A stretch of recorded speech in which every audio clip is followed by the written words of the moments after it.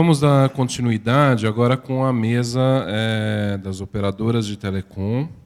Eu gostaria de convidar a compor a mesa o Charles Costa, que é do Sinditele Brasil. Ele é engenheiro eletricista, formado pela Universidade de Brasília, com mais de 15 anos de experiência na atuação no setor de telecomunicações, atuação no planejamento e regulamentação de serviços móveis, participando ativamente das alterações no setor de telecomunicações promovidas pela Anatel. Atuação nas áreas de regulamentação de negócios da TIM, Diretoria de Assuntos Regulatórios, e da área de regulamentação da Diretoria Jurídica Regulatória da Nextel, atualmente no Sinditele Brasil, na coordenação dos temas regulatórios convergentes envolvendo SMP, SCM, banda larga, fixa e móvel, participando em nome do Sinditele Brasil de temas discutidos no âmbito do Comitê Gestor da Internet, no NIC-BR, na Anatel e no Citel. O Charles será o moderador, o coordenador dessa mesa. Gostaria de convidar também o Márcio Carvalho para compor a mesa, com mais de 10 anos de experiência na indústria de mídia e telecomunicações, e desde 2003 trabalha com marketing e inovação, gerenciando a implantação comercial de produtos e serviços. Na NET, maior operador brasileiro de TV a cabo e pioneiro em triple play, é responsável pelo gerenciamento e evolução da TV paga, internet banda larga e telefonia fixa. Trabalha na estratégia da oferta convergência da NET, auxiliando a empresa a construir uma nova dinâmica para telecomunicações e entretenimento no Brasil. Gostaria de convidar ainda para compor a mesa o Fábio Scartoni Fonseca e o Getur Cunha, ambos da Vivo. O Fábio possui 9 anos de experiência em gerenciamento tecnológico nos setores de computação e telecomunicações. Trabalhou em grandes empresas nas áreas de engenharia de computação e segurança de redes, com foco em soluções de arquitetura e desenvolvimento de novos negócios, com experiência internacional na implementação de projetos. É formado em engenharia de computação pela Unicamp e administração de empresas pela FGV-SEAG. O Getur Cunha tem 20 anos de experiência em telecomunicações, com passagem por 3 grandes operadoras no mercado. Desenvolveu projetos estratégicos relacionados a serviços IP e segurança de redes. Hoje é especialista de rede IP na Telefônica Vivo. E, por fim, gostaria de convidar a compor a mesa o Wesley Jorge, novamente, que foi nosso keynote, como representante da Time Warner Cable.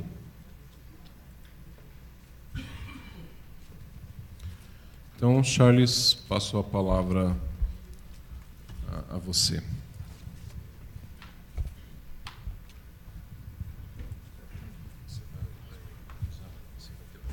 Queria agradecer inicialmente o convite feito pelo NIC-BR, CGI-BR, para estar aqui hoje no painel.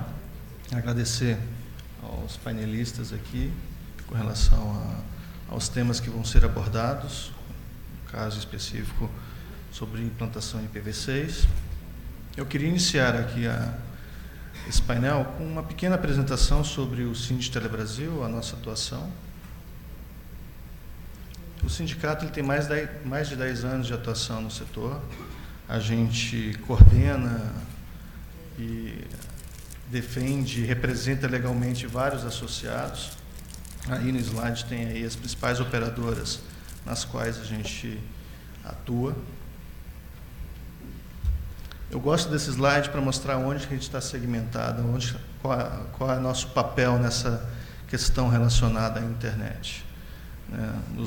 Nós somos os provedores aí de acesso e conexão, nós somos esse pequeno caminhão aí que transporta outras camadas importantes também relacionadas a esse novo ecossistema. Qual é o nosso público? Hoje a gente atende a mais de 350 milhões de usuários aí relacionados à telefonia fixa, móvel, banda larga e TV por assinatura. 110 milhões de acessos em banda larga. Desses 110 milhões, 21 milhões em acesso em banda larga fixa e 89 milhões em banda larga móvel.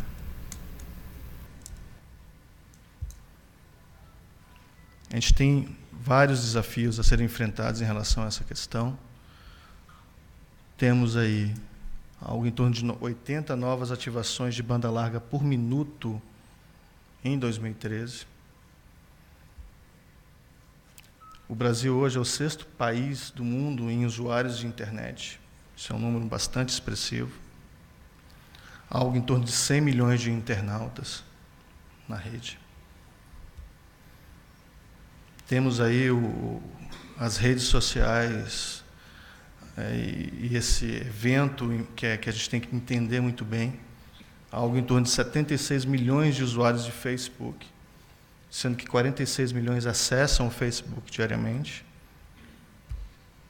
e 33 milhões de usuários no Twitter, sendo que o Brasil é o 2º país do mundo em números de usuários. Por que eu coloquei esses dados aqui? Para indicar que, nesse contexto que a gente tem discutido, e até ouvindo um pouco das apresentações anteriores, as palavras que a gente vai abordar e queria deixar claro para vocês é cautela, planejamento, algo super importante aqui é o planejamento em relação às ações que as prestadoras estão executando na questão da implantação do IPv6 e contexto. A gente tem que olhar o contexto do usuário brasileiro inserido na questão da internet, o seu uso, o que ele usa, quais são os meios que ele se utiliza. Então, esse contexto é muito importante para que a gente tenha uma visão clara do que acontece de fato em relação ao tema internet, e em específico em relação ao IPv6. Bem, era só para dar uma pequena introdução. Eu vou passar a discussão aos nossos painelistas aqui, para que eles possam indicar e explorar, e a gente possa ter um tempo também para discutir um pouco mais sobre como as prestadoras estão trabalhando essa questão. É isso. Posso começar isso?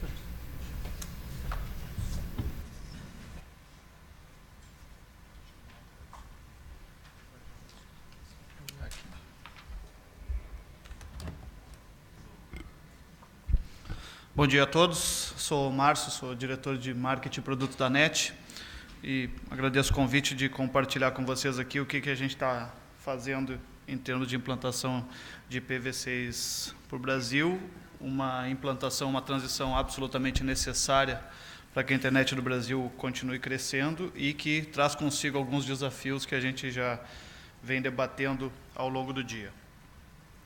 Essa é uma transição que depende de movimentação em toda a cadeia, desde quem provê conteúdo, provê as aplicações, até chegar no cliente, que também tem que se adaptar, né?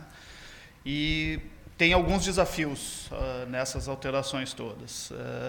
Nós estamos verificando que os provedores de conteúdo gradualmente estão modificando seus servidores, suas aplicações para suportar o IPv6, é um trabalho também ainda em andamento, e que traz aí alguns impactos na parte de segurança, na parte de networking dos sites e na própria identificação e logs de usuários para quem provê a aplicação e para quem provê o acesso.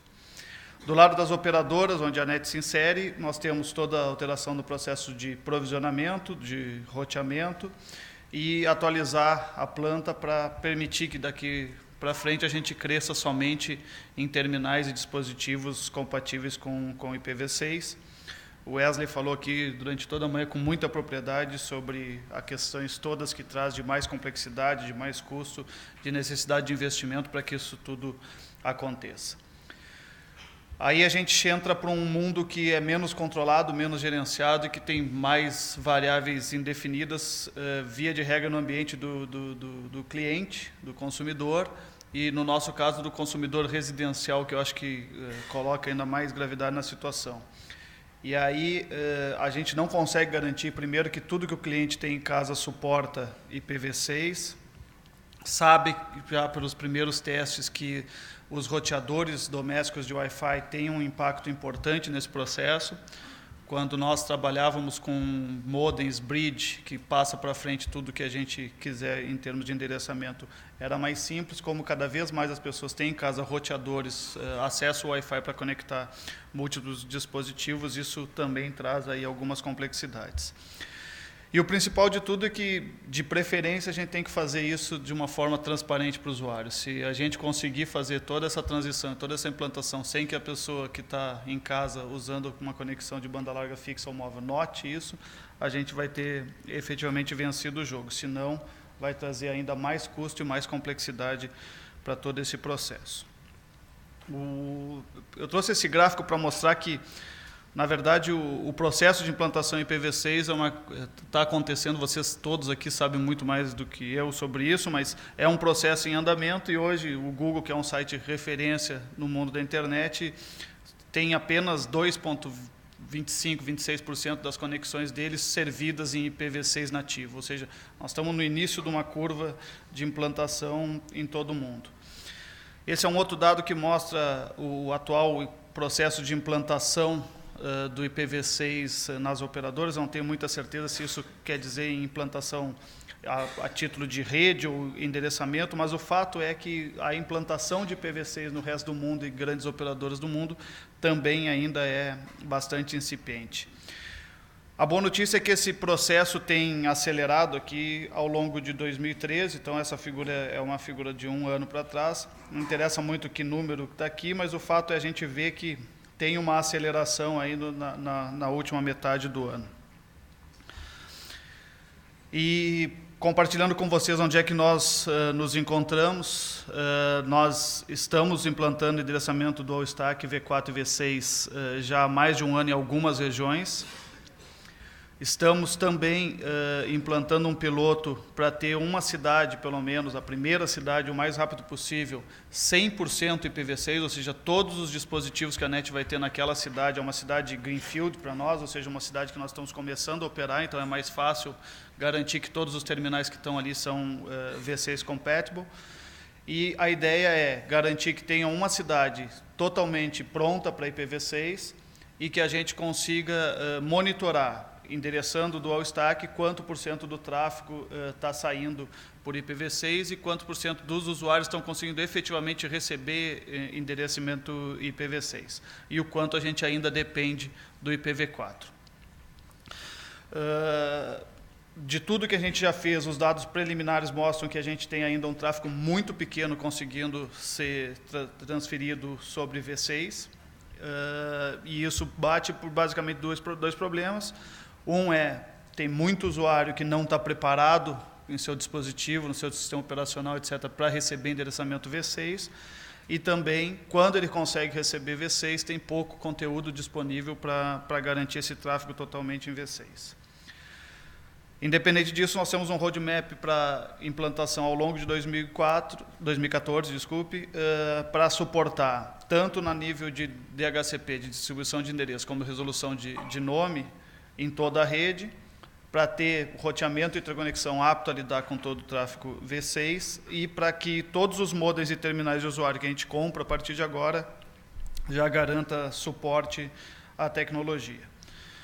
Onde é que estão os desafios e o que a gente ainda precisa fazer como cadeia e como todo mundo está puxando para o mesmo lado, né? Nós precisamos unir esforços e acelerar a implantação de IPv6 no Brasil. Acho que essa foi a principal mensagem que esse fórum passou durante o dia. E na linha de analisar contexto, que o Charles colocou muito bem, eu acho que nós temos uma questão no Brasil que é a iminência de acabar a distribuição de IP na versão 4, sabendo que as operadoras também não têm estoque de IPv4. Então, nós temos um muro ali de, infelizmente, ter que ter alguma outra alternativa a partir do momento que não tiver mais IPv4 para endereçar o assinante. Quanto mais a gente conseguir empurrar esse muro para frente, mais tempo a gente tem para fazer a implantação do V6 e não ter que resilir em alguma técnica de transição. Nós acreditamos que, infelizmente, não que a gente goste, não que a gente queira, mas por alguma razão de não ter outra solução efetiva no curto prazo, a gente em algum momento, entre 2014 e 2015, vai passar sim por uma necessidade de ter algum tipo de tradução de compartilhamento de IPv4. Acho que a mensagem aqui efetivamente, nós não podemos subestimar a complexidade do ambiente do usuário final.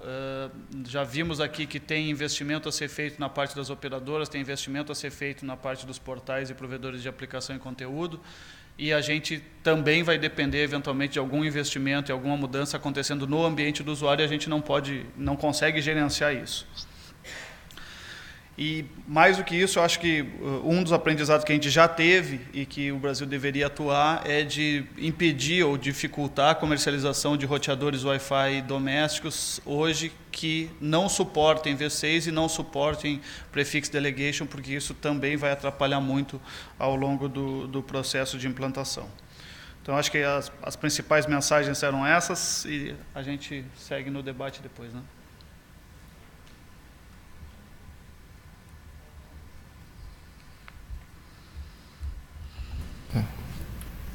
Pode passar para... Vocês estão vendo? Alô? Bem, a gente tem um tempo aqui em relação à apresentação. Vocês querem aproveitar esse tempo para discussão ou a gente passa já para a próxima apresentação aqui da Telefônica e ao final a gente coloca para as discussões e dúvidas? Então, por favor, Fábio.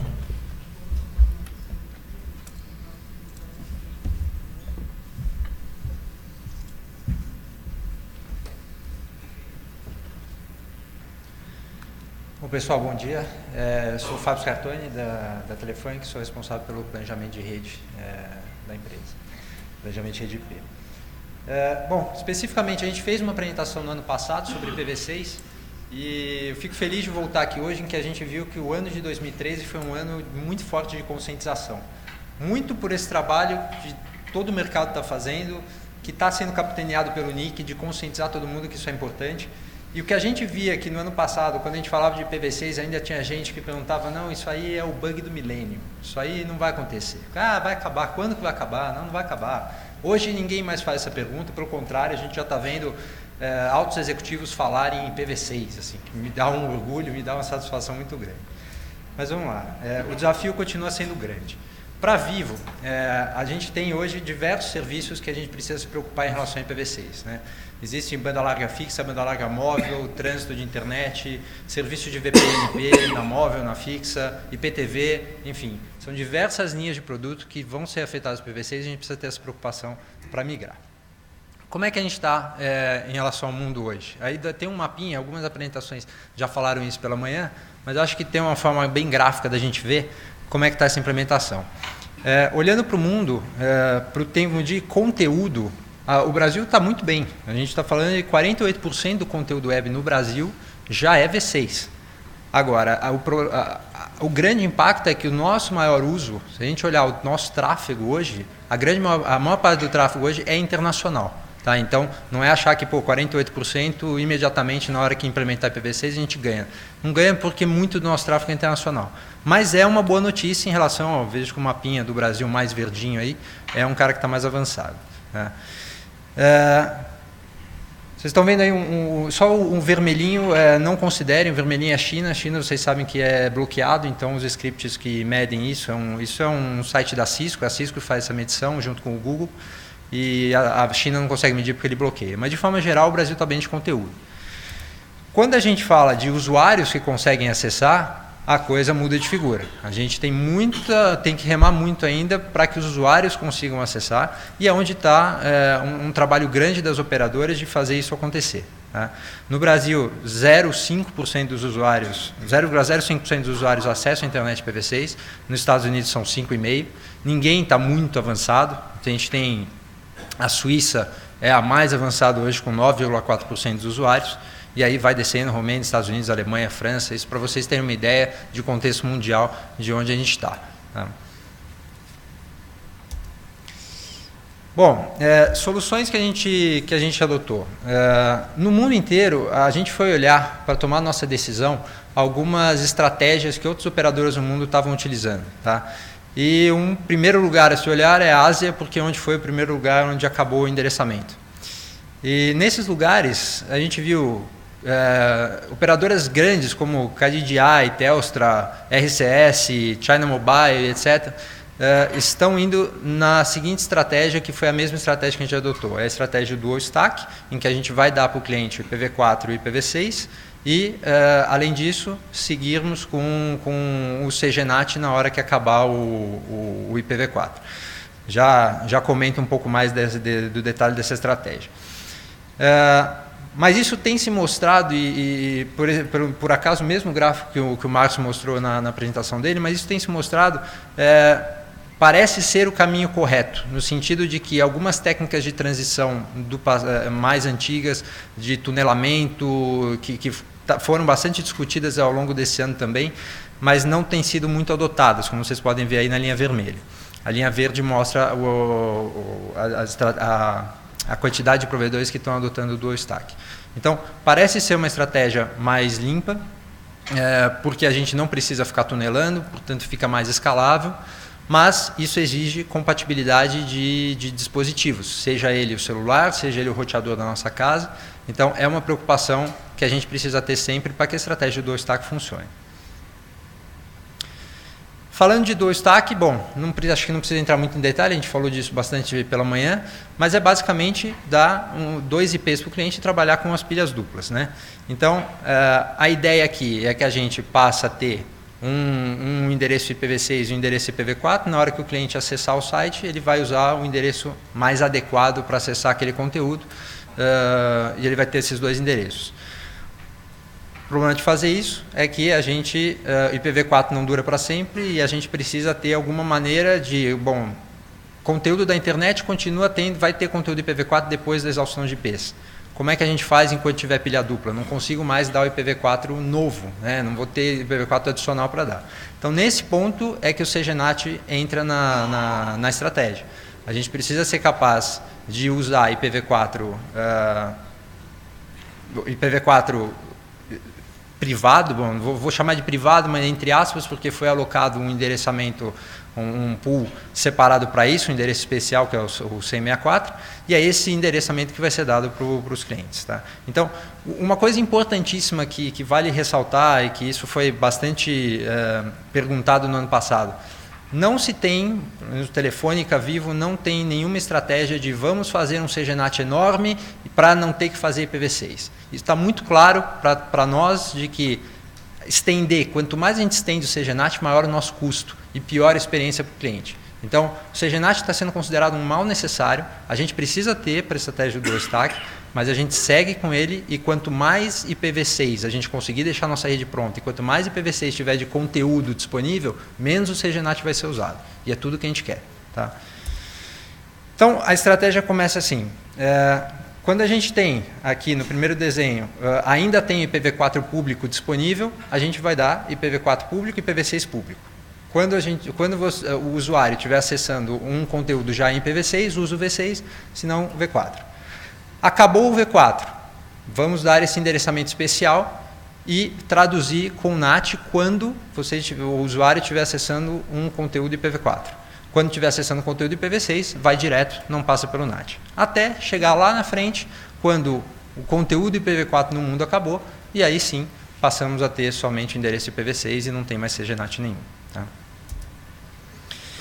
Bom, diante do fato de que usar o CGNAT é indispensável, pelo menos dentro da nossa estratégia, existem algumas melhorias que se pode fazer para evitar esse impacto tão grande, né?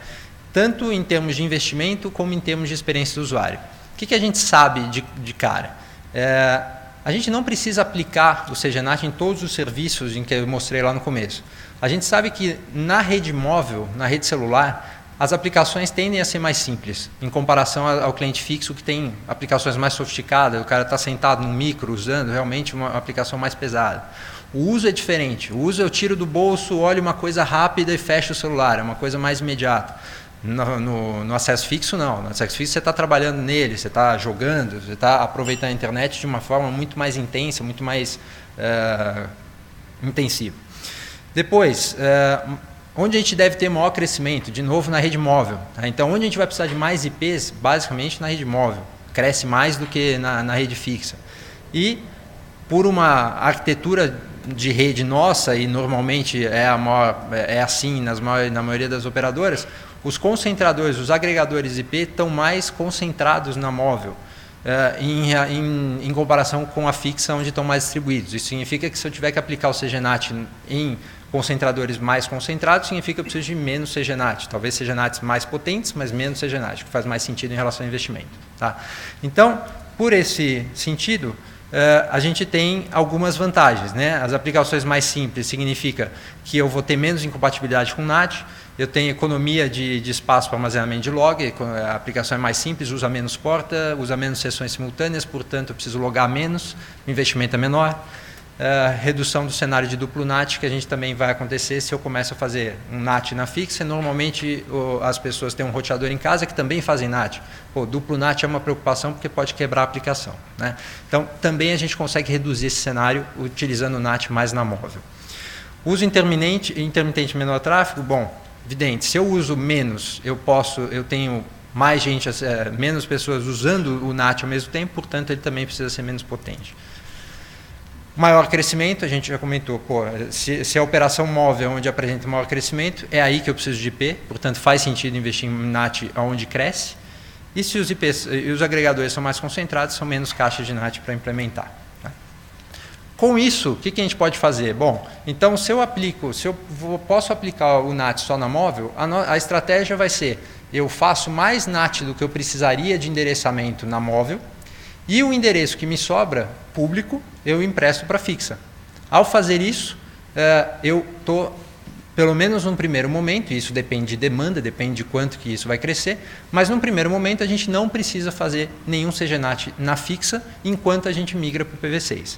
A aposta aí é que o conteúdo esteja muito conteúdo disponível para o IPv6 em que a gente nem precise fazer CGNAT na fixa, ou seja, vai chegar um ponto de que quem está com V6 é ótimo, o IPv4 que a gente tem é suficiente para cobrir a fixa e eu estou fazendo NAT na móvel. Esse é o cenário ideal. Se a gente precisar fazer NAT na fixa, bom, pelo menos adiamos essa entrada e vamos fazer só no mínimo possível quando for necessário. Tá? Com isso, vantagens. Bom, experiência do usuário inicial, de todas as questões de NAT que a gente falou. Migração suave para o IPv6, menor investimento em CGNAT, agilidade de implementação, menor custo operacional e a maior simplicidade da rede. Mais uma coisa que a gente pode fazer para tentar minimizar o impacto é aplicar, de novo, pelo menos no ano 1, onde a gente tem a demanda controlada, não precisamos aplicar em plaquinhas, em modems, né, em dongles de placa de dados. Por quê? Porque a gente sabe que placa de dados está ligada no computador e aí vale uma coisa intermediária entre o acesso móvel e o acesso fixo.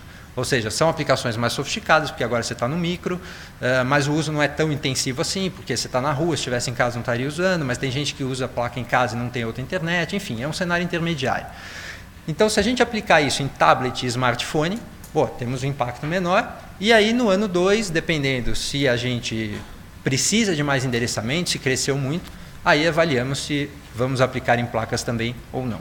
Tá? Mas é uma estratégia interessante da gente entrar devagar com o NAT e garantir que o usuário não sinta esse impacto. Tá? Falando de dispositivo, a gente comentou que Dual Stack então é super importante garantir a compatibilidade dos dispositivos. E isso é uma coisa nova. Então, se a gente olhar para os dispositivos, não tem tanto dispositivo compatível assim. O que a gente já consegue ver e alguns números para vocês terem uma ideia. Hoje, na banda larga móvel, a gente tem por volta de 76 milhões de dispositivos na rede. Tá? Desses 76, só 0,005, basicamente nada, dos dispositivos da rede são compatíveis com Dual Stack. Aqui eu não estou falando de IPv6. IPv6 esse número é maior, tá? Mas Dual Stack, 0,005%. E o que está entrando novo? Bom, a gente já consegue garantir que pelo menos 25% de todos os dispositivos móveis que entram na planta são compatíveis com Dual Stack. Tá? Então, conforme está passando o tempo, a gente está aumentando essa proporção da rede que a gente consegue ser compatível. Por que não 100%? adoraríamos, aliás tentamos, tá? A gente gostaria de dizer, olha, todo celular que a Vivo vende vai ser compatível com 2TAC. Só que isso a gente precisa de muita parceria dos fabricantes e todos eles. Existem muitos celulares que são sucesso de venda que não são compatíveis, a gente não pode simplesmente não vender. Então, tem uma relação muito forte com os fabricantes para garantir que passem a ser compatíveis. Na banda larga fixa, os números já são diferentes.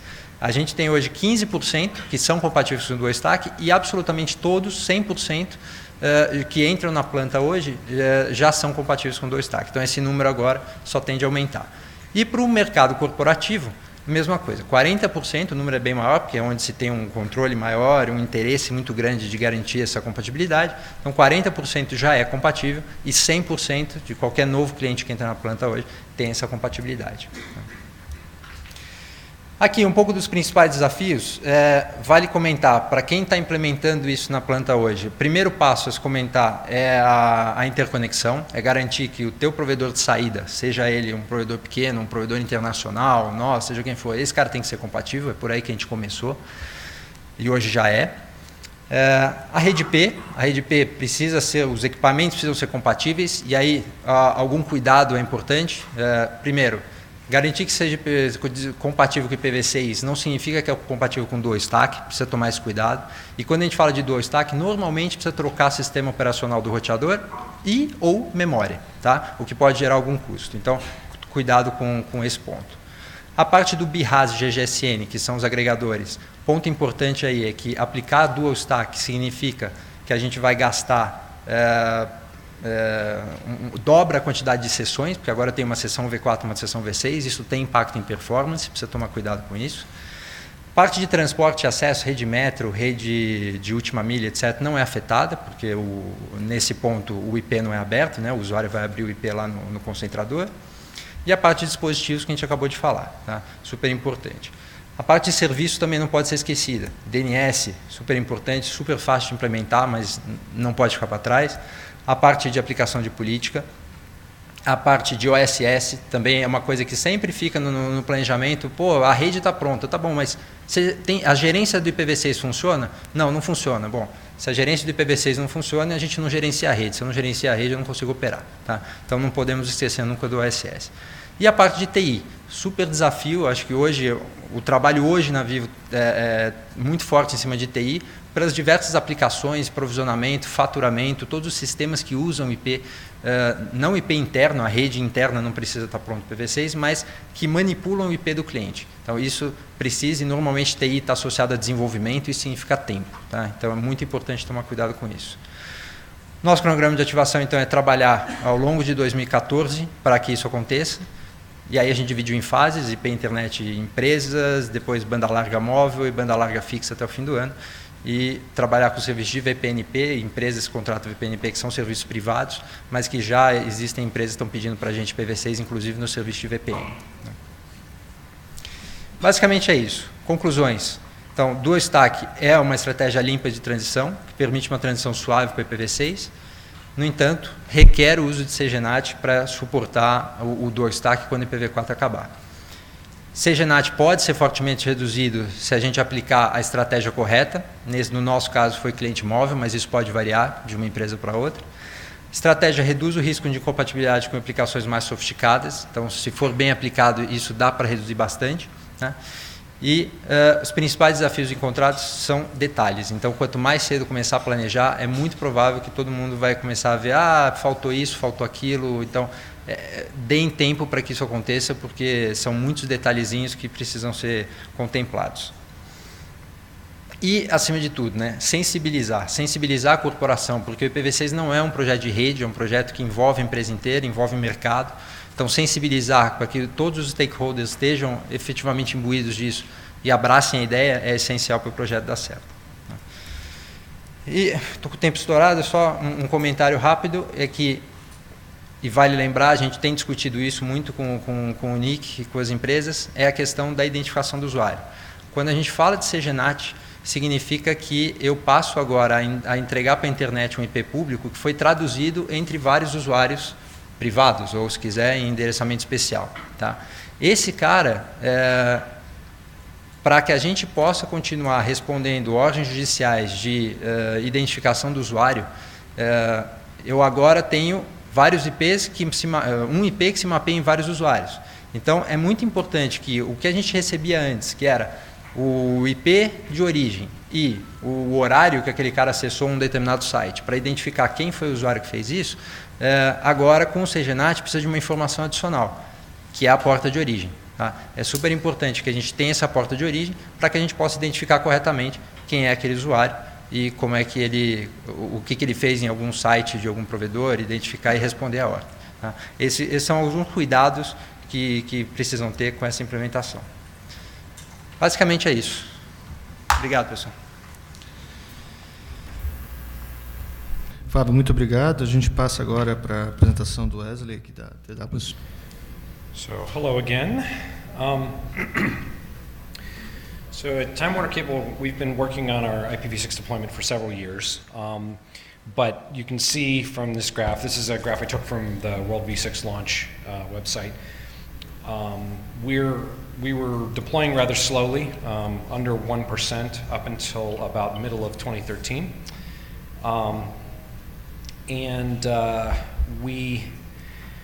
We had a pretty significant spike about that time when the deployment really started gaining momentum. This is the percentages that you're seeing here are basically a mixture of measurements from Yahoo, Facebook, Google, and Akamai, which is basically showing how many of the customers from our network are hitting their sites via IPv6, and it's an average. So it's showing at the moment about 3.3% of subscribers are using IPv6. Our internal measurements that tell us how many actual users are getting DHCP leases on the network shows us that it's closer to about 10% of our 11 million or so data subscribers are actually using the service, and it's increasing daily as we continue with the rollout. And we've sort of seen a similar divergence between the external measurements and the internal measurements. Comcast has seen kind of a similar thing. It's a combination of things between the fact that even if the cable modem supports IPv6, not all devices in the home potentially support IPv6, and the happy eyeballs that I made reference to earlier that allows for the seamless fallback for between IPv4 and IPv6, it is based on latency, and therefore it's focused on how if the IPv6 takes longer to get to, if the latency is higher, it won't prefer that. And so in some cases, even though there is IPv6 connectivity, it prefers IPv4. So that's sort of what explains the difference between the two. You saw a version of this with one of the previous presenters. This is basically a ranking of the raw numbers of customers represented by the percentages. So that's why you see at the top there's a 16%, but then below it is a 30%. That's because basically 16% of Comcast customers is more by raw number than 38% of Verizon's customers. You can see Time Warner Cable's at about 3%. We're hoping that will continue to increase. So in terms of traffic volume, what we're seeing is that based on our internal measurements, about 1% of our total traffic volume is using IPv6 today. So we have 10% of our users generating about 1% of the traffic. So that means that, if this, well, okay, if this holds.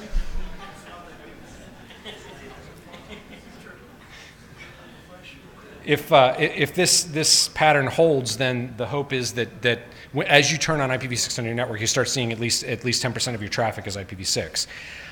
We're expecting that to increase pretty rapidly, though, because right now one of the things that we know about the usage patterns in our network is that a lot of customers use their Xbox 360 or their PlayStation 3 or things like that to access video content. So video streaming, YouTube, Netflix, Hulu, and as the new generation of gaming consoles roll out, Microsoft has already announced that the Xbox One is supporting IPv6 from day one.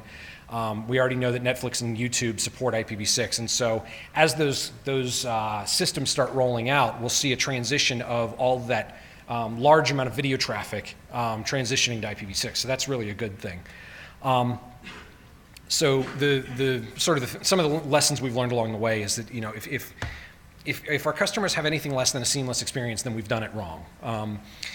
That basically means that they don't want to have to know or care whether they're using IPv4 or IPv6. So basically what we're trying to do here is to make sure that IPv6 works as well as or better than IPv4. We don't want to sabotage IPv4. I mean, CGN sort of does that for us, but that's not the goal. So that's why we're focused on preserving IPv4 for customer use and finding areas where we can stop using it internally. When we talk about training, there's sort of different levels of training that we have to do internally. We have multiple levels of call center support, tier 1 versus tier 2. The call center for tier 1, basically what we do is we tell them, yes, there's this thing called IPv6, don't worry about it. It's in our network, so when customers ask, you can answer a couple of questions, and if it's anything more than that, transfer them to tier 2. And then we have to explain to tier 2 how DHCPv6 works in terms of doing IANA and IAPD for prefix delegation, show them how to use ping6, traceroute6. And in a lot of cases, what we're actually doing is doing remedial IPv4 training. This is the things, I can't explain to you how to subnet an IPv6 network if you don't know how to subnet for IPv4. So there's some of that sort of background information that is sometimes necessary. One of the things that really drove our internal network rollout, and you can see from the previous slide, the spike that happened mid-year, was we basically had an application that forced us to roll out IPv6 because we had a big important new product that now that we know how much an IPv4 address costs, we can say to the business, sure, you're welcome to do this and you're welcome to have as many IPv4 addresses as you want, but this is the cost per user. And when they look at it and do the math and see all the zeros, they say, tell me about this IPv6 thing again? And so suddenly now we have an application that requires IPv6 across the entirety of our network, and that forces us to sort of push through some of the folks who are saying, we don't really need to do this yet. We can delay this a little bit longer. And so it really helped to accelerate things. And then we also have some information on our website that is written to a fairly basic level that gives customers a few things to know about how to be prepared. What equipment they can purchase that supports IPv6, what to ask for when buying new things. Some of the other things we've learned is that when you're doing your initial rollout, you try to put together this address plan, and you say, okay, I've got all these addresses, and I can make this great hierarchy that I can break up addresses by location and by purpose and all these other things. And there's 50 different ways you can carve up the addresses based on the way your network goes together. Don't spend so much time worrying about whether you've gotten it perfect yet. What you're really going for here is good enough, because no matter how much time you spend getting it to what you think is right, you're likely to change it. And then the other thing is, because you're talking about something that has to be done in parallel across a lot of different things. The previous speaker was talking about OSS, IT, applications, network. All of those different things are happening, and the tendency in a lot of cases is someone in applications will say, well, this infrastructure isn't ready yet, so I don't need to worry about this until after you fix that problem. And we have to keep reinforcing, no, that's not right. You have to do this all in parallel, and don't let a setback in one area delay things in other places, because those other places are likely to have their own unforeseen delays, and if you wait and do them in series, you end up with a much longer time frame as each thing starts getting delays. The other thing we learned was, while you have to do things in parallel, there are some places where you can coordinate your rollout in order to reduce the impact to the customers and the amount of times you're touching the network. We maintain a cable network that uses CMTSs and cable modems, and when we do the upgrades on the CMTS, the reload necessary to push out new code also reboots all the cable modems that are attached to it.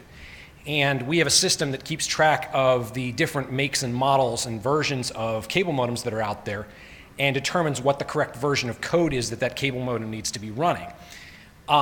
we had some of the early rollouts we did where we reloaded the CMTS, but the make, model, and version was not updated in the system that manages what version of code is supposed to be on the cable modem. And so we reloaded, and the cable modem didn't pull down the new code that supports IPv6. So now we have this whole series of markets where we're sort of hoping for a power outage to cause all those cable modems to reload and get the right code on them, because until they actually reload again and get that upgraded code, they actually can't support IPv6 yet. The other thing that we've been learning is in terms of measuring performance, you have because of the fact that for the most part IPv6 and IPv4 are two separate things running on the same network, they don't always take the same path through the network, they don't always choose the same BGP peer, and that difference in routing causes things like the traffic goes to the wrong CDN location, or it takes a suboptimal path through the network. Instead of going on the shortest path, it goes through a much longer path, and the latency is different. And because of things like happy eyeballs, where it looks at the latency and says, well, latency on IPv6 is higher, so I'm going to prefer IPv4, that causes the traffic to skew in the wrong direction, so we keep using IPv4 for more things. So we actually put together a tool that goes through and pings the different websites on IPv4 and then on IPv6 and compares them. And you're seeing sort of an example of that for a few sites where we look and see, do the times line up, or do we have one that's much higher than the other? And in the cases where we have things that are higher than the other, we hand that to operations and say, please investigate this. And what operations was finding was that there were people who were making changes to the network, like changing the way that routing happens or moving traffic around between peers, and only doing it for IPv4, and so IPv6 would be taking the wrong path. And so by finding these problems and handing them to operations, it got operations in the mindset of, right, I have to remember, I have to look at both IPv4 and IPv6. And then sort of where we're going over the next period of time. We're working to finish the rollout on all of our edge devices, our CMTSs, and going through and identifying as many of the cable modems as we can. There are some cable modems in our network that won't support IPv6 ever because the hardware doesn't support it, the software isn't available. But everything else, we want to make sure that we've got a valid image so that we can have as many of those customers as possible using IPv6. Because in our network, a lot of the customers actually buy their own equipment. They buy their own router and their own modem. We want to make sure that we have good recommendations for them so that when they go to replace that thing, they buy something that will work and they don't have to go and replace it again. Because as a customer, I know that I would be really frustrated if I went and spent my hard-earned money on a device that's brand new and seems like it does everything we need, only to call up the cable provider in a year and have them say, no, I'm sorry, this device isn't good enough, you have to replace it. So we're trying to get out ahead of that. Right now we're mainly focused on residential just because that was sort of the easiest insertion point. But our business services, we have sort of two classes of business services. We have Direct Connect business that runs over fiber. That supports IPv6 as well today. But on the services where we're running business services over DOCSIS, one of the things that we want to do is start enabling that for customers who have dynamic IP addresses. But there are some limitations with customers that use static IP addresses. They pay us a fee to have a static IPv4 address that doesn't change. There's some limitations in the way that we do that today that makes it a little difficult to do for IPv6, so that's going to be among the last things. And then the other areas we're focusing is we have a voice over IP product, and our voice over IP gateways, we want to make sure that we're using IPv6 on that because, especially for the voice traffic, that is internal. It goes from the voice over IP gateway to our voice infrastructure. That can be all on IPv6 as soon as we can get the code out there and get the testing completed to make that happen. And then as far as video and intelligent home is concerned, we want to try and work on those as we can over the next few years. And then, as I sort of mentioned in the other presentation, we're moving forward with a contractual requirement for all of our vendors that says you must not require IPv4, whether it's for your monitoring, for your equipment itself. All of your features have to work over IPv6, and all of your external interaction with me, the website, the mail, things like that, I have to be able to get to that over IPv6. So that's pretty much it.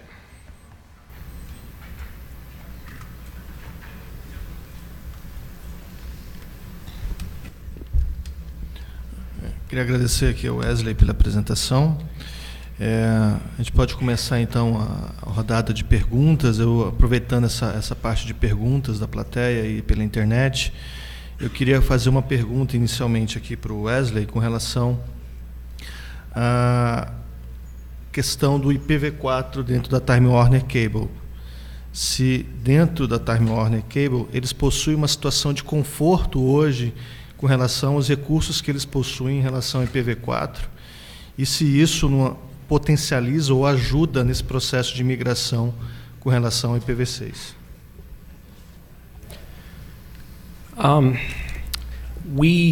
I would not say we have a comfortable situation. We continue to make requests to Aaron for new IP address blocks as we can, and we will continue to do that until Aaron no longer has resources available. But we have sort of multiple problems. One is that we have used RFC 1918 private space many places in our network. We've used it up multiple times over, and as a result, we now have overlapping pieces of the network that are using the same address space, and we've had to actually do address translation between those in order to manage that, or to worry about if it's all a region talking back to one set of infrastructure. We have to make sure the infrastructure knows which direction to send that traffic. And so there's this internal address crunch independent of the external one. So we need IPv6 in order to solve that problem. And then as far as global addresses are concerned, it's, we have some amount of reserves just because of, let's say inefficiencies in the way that addresses are distributed and things like that that might buy us a little bit of time. But we're talking on the order of weeks to months in terms of the difference it makes in when we run out of addresses rather than years. Muito obrigado aí pelos esclarecimentos. Bem, vamos abrir então para as perguntas aí da plateia. I've got a question for Wes and the panel regarding the convenience on which group of customers to address first. So Wes mentioned that it was easier for the residential users for I would say the massive market instead of the business market, and I thought it was the other way around, because within businesses we do usually have IT managers and people more knowledgeable in this, and with the massive service we will receive calls. You mentioned some technical issues with your service. So is that because of those technical issues you currently have, or it is also a decision that was considered in general? It's actually the internal issues. I agree with you that commercial is usually easier from the perspective of having a knowledgeable person to work with, and someone who actually knows what the letters IPv6 mean. What I was referring to in terms of being easier is in terms of our systems and our internal infrastructure. There was less work necessary to make dynamic allocation of IPv6 addresses for end customers work, because we already had the right things in place in order to make that work. But we have some issues with the way that we do static IPv4 address allocation, that the way that we do it would not work for IPv6, and so we had to have a new solution which required some changes to the way that our architecture is put together and some of the feature support on the devices themselves, which is delaying that.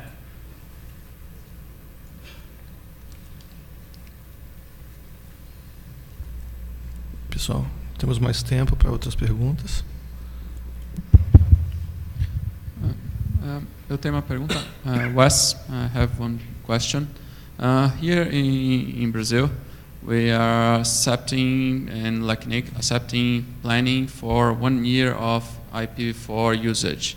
In ARIN, is this same acceptance, or the timing of the justification is different from that?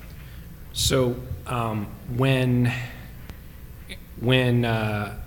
IANA exhausted, Aaron went into they have a multi-phase austerity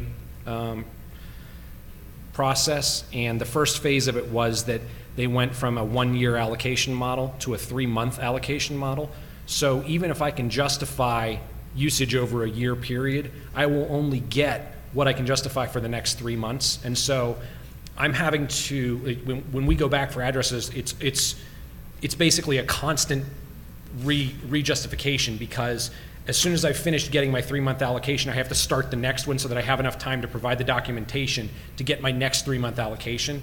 So that sort of has limited things somewhat. On the ARIN transfer market, because that's already open, even though ARIN hasn't actually exhausted, you can go and get 2 years worth of addresses. So if you can justify 2 years worth of usage and say it's, a certain size block, like a /16 or a /10 or whatever, if you can find someone willing to transfer you that size block, ARIN will allow that to happen today through the transfer market. And so there are folks who are taking advantage of that simply because it's a little bit easier to do that 2-year allocation at a point before the costs have gone up. So that's kind of where that is today. A NET mencionou na apresentação deles que eles estão fazendo um greenfield, um deployment de teste. A Time Warner já tem clientes colocando. Qual que é o planejamento da Vivo de data? Vocês têm alguma data para fazer um greenfield? Já estão fazendo beta testers? Como é que está isso?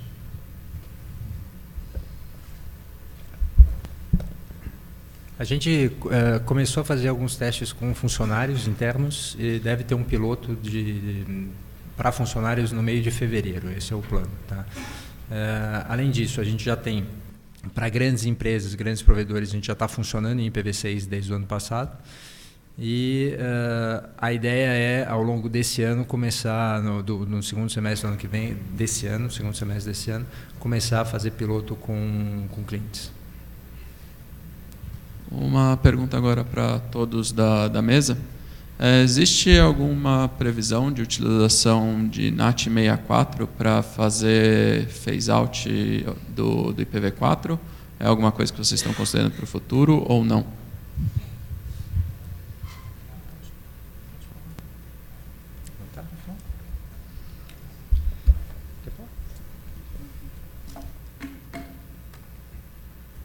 Então, o Fábio mostrou, a estratégia que a gente está adotando é o 2-stack, quer dizer, inicialmente os equipamentos que a gente já adquiriu para ser GNAT, a gente está planejando só o NAT 4.4.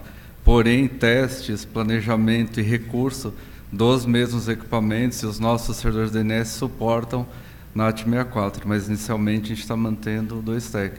Mas do ponto de vista de planejamento, conscientização, temos essa possibilidade. Não tem data porque a gente está indo nessa estratégia que o Fábio mostrou para todo mundo. Só adicionar, é basicamente a mesma estratégia, colocando como requisito e como especificação. Nos cenários atuais, a gente não tem plano de utilizar. Vou fazer uma pergunta para a mesa, basicamente para as operadoras, que o Wesley colocou aí na exposição dele, que uma das características que a Warner Cable estava colocando era conscientizar o usuário da necessidade de estar preparado para o IPv6. E aí eu pergunto às operadoras se elas têm algum plano ou se acham isso importante que o usuário, visto que a gente ontem viu uma exposição do TIC, né? Um grupo que fez uma estatística de TIC, onde o usuário de classe C e D no Brasil, às vezes não consegue responder uma pergunta simples de modem é discado ou não discado. Se é viável isso no Brasil, ou se acha isso importante como uma conscientização ou nesse plano de levar a rede para IPv6? Eu acho que é fundamental, só nós vamos ter que acertar o timing de fazer essa comunicação e a forma. E para isso a gente vai ter que passar por alguns aprendizados nesses pilotos que estão fazendo, até para saber exatamente que tipo de questão o cliente vai enfrentar e que tipo de orientação nós temos que passar, para não criar uma espécie de receio no processo de mudança. A gente tem que trabalhar para que ela seja o mais transparente possível, como eu expliquei nos slides ali, e o que a gente tiver que explicar e lidar, obviamente vai ter que ter um processo de comunicação grande aí, porque o fato inexorável é que a internet está mudando, e a gente vai ter que passar por essa mudança aí nos próximos anos. Da nossa parte, eu diria o seguinte, preocupa um pouco como fazer essa comunicação para quem não é do meio, assim, um usuário de internet que não conhece rede, falar para ele de IPv6, e aí não é uma questão eu não acho que é uma questão de classe C ou D, eu imagino eu falando com a minha mãe sobre isso, já não daria certo. Então, a forma de comunicação, concordo com o Marcos, que a forma de comunicação tem que ser muito bem pensada, e o que a gente gostaria é que tem que ser o mais transparente possível, assim, quanto menos a gente tiver que interferir na vida do usuário para que ele use o serviço, é o ideal.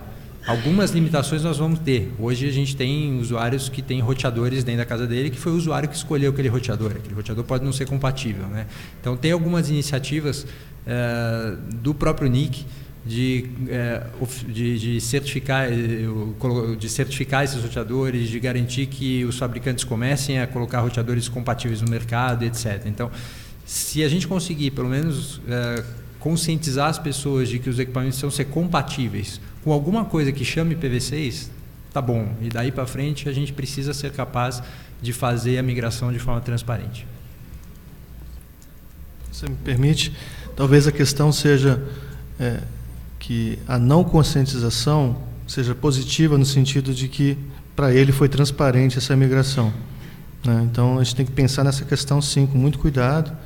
Até como o Fábio colocou, é difícil você explicar isso ao nosso público, aos nossos usuários em relação a esses detalhes que a gente aqui muito bem trata, muito bem discute.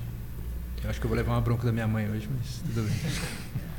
So we've basically been saying that if users have to know what IPv6 is, we've done it wrong because we want this to be seamless for our users. But I think there are some places where that might not always be the case. Everyone has been saying for a long time that IPv6 needs a killer app, a thing that makes IPv6 something that someone cares about as a feature. And that's difficult because that's sort of incompatible with the idea of making it seamless. So, but interestingly, Microsoft has gone on record now, as they've been presenting some of the things about the way that the Xbox One does IPv6, where they've actually said, for the best gaming experience, you need to have IPv6. So I think there are probably going to be more things where, regardless of the fact that it might be backwards compatible, like it's not likely that there are going to be people saying,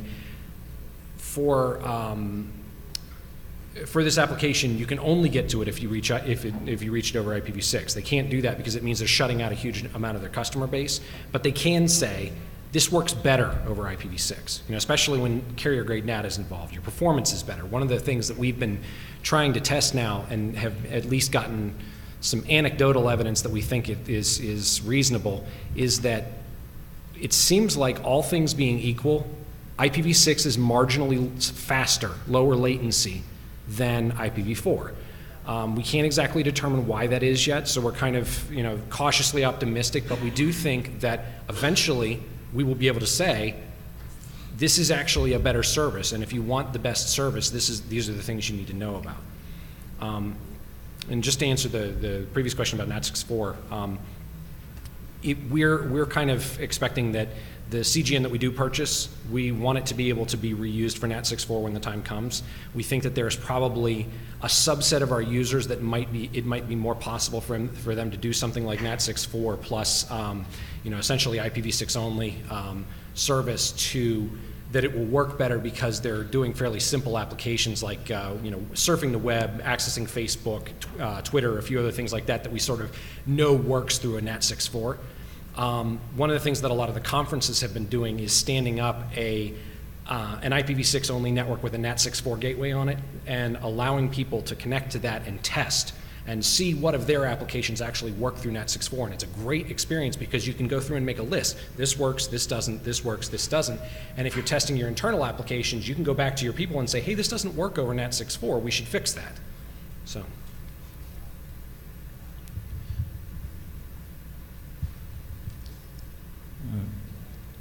Rigo, da Bandtech e IPT.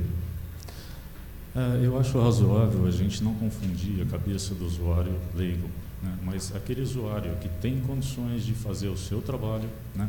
E que de repente tenta fazer um tunelamento, tem o roteador compatível, conhece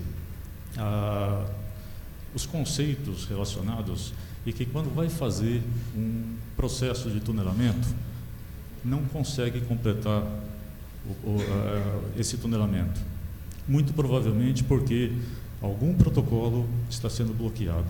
Eu gostaria de fazer essa pergunta diretamente para o Moacir, né, porque eu, na verdade, através da NET, eu não tenho conseguido fazer esse processo de tunelamento. Acho que esse é um dos desafios do processo, é separar exatamente o usuário que tem acesso, está esclarecido, e uma das coisas que nós estamos discutindo é ter blogs especializados para justamente facilitar o contato de um usuário esclarecido com alguém dentro da NET que possa responder e resolver a questão de uma forma mais rápida do que pelo call center que lida com todo tipo de usuário. Então, é uma das coisas que está no nosso radar, é especializar esse contato e deixar, inclusive nas cidades pilotos, deixar uma porta aberta para que a gente tenha feedback rápido e consiga resolver as aplicações. So this is mainly a question of whether or not Protocol 41 has been blocked on the network or not. If your tunnel's not working, chances are fairly good that Protocol 41 is being filtered. So I'd pose the question a little differently. Are you or are you not blocking Protocol 41? Uma questão mais relacionada ao CGNAT. Já que a tristeza é inevitável e nós vamos ter cidadãos em duas classes, o que tem ainda um IPv4 direto, end-to-end, e o que está atrás do CGNAT, eu gostaria de deixar um pedido para que pelo menos fossem disponibilizadas no mínimo 1024 conexões simultâneas por usuário no CGNAT, não os tristonhos 64 ou até menos que eu andei escutando por aí na Rádio Peão, que estavam pensando em disponibilizar, porque com as velocidades de banda larga que a gente está começando a atingir no Brasil, já se caiu aquela ideia de um link por dispositivo. Você já não tem mais aquelas restrições de apenas um computador ou um por usuário, mas ainda tem algumas coisas do tipo 50 conexões no máximo, ou simultâneas e coisas assim, que são muito pouco, né, para uma conexão de 20 MB, 30 MB ou até 100 MB. Obrigado. Eu acho que só vale a pena comentar desse pedido. Isso vai de encontro à estratégia de tentar restringir o NAT às redes móveis no começo, porque é exatamente aí que a gente sente. Quer dizer, quando você fala, hoje é comum que as pessoas tenham 2, 3 computadores em casa, se a gente olha para o móvel, esse cenário é diferente. Exceções existem, eu sei disso, tem gente que usa o móvel como gateway para 5 computadores em casa, mas falando de média geral, o que você vai ter no seu móvel é a tua conexão daquele móvel, então fica uma coisa mais limitada e faz sentido em relação ao CGNAT. Temos mais tempo para algumas perguntas, sim? Tem mais uma pergunta aqui do Internero via chat. Qual a maior dificuldade para o sucesso da implantação do IPv6? É o consumidor final, o roteamento de rede ou os provedores de conteúdo?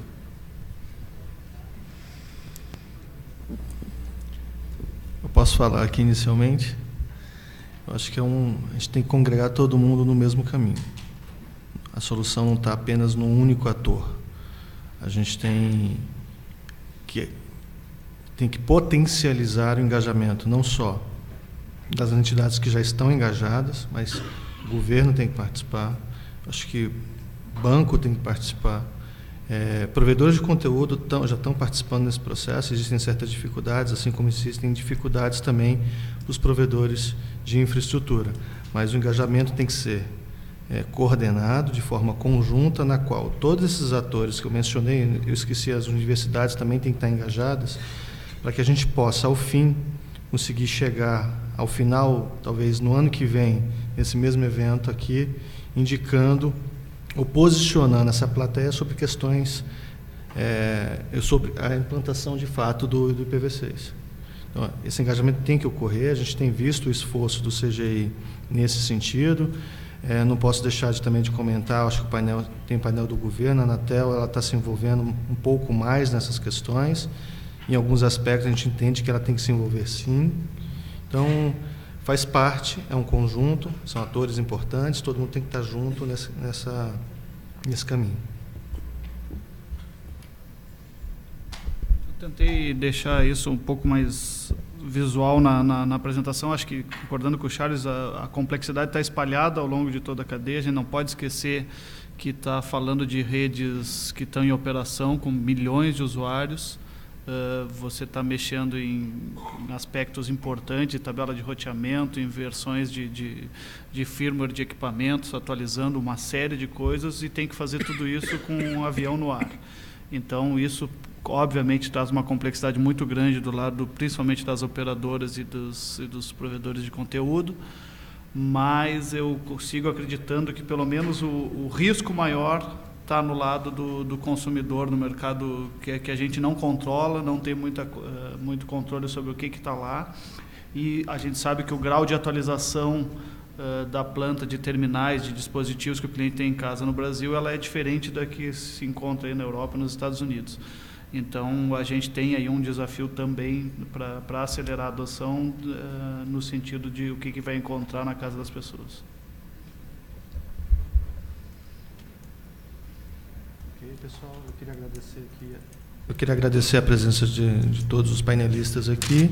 Nosso tempo se esgota, passa agora para as indicações aí do Nick com relação ao almoço. Muito obrigado. Só por gentileza uma salva de palmas.